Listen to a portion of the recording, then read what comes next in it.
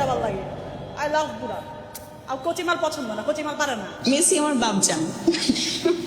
That's it. Neymar Kochi, Neymar পারে নাকি খেলতে?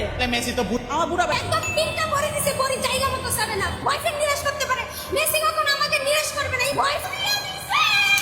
আমাদের বলটা হচ্ছে টাকা দাও। মেন বাইরে সবাই আমার বাপ লাগে, আমার যে আমায় সাপোর্ট করে তাই। ছেলেদের অত ম্যাচুরিটি থাকে না। আমি অবশ্যই 40-এর উপরে। আমার বান্ধবী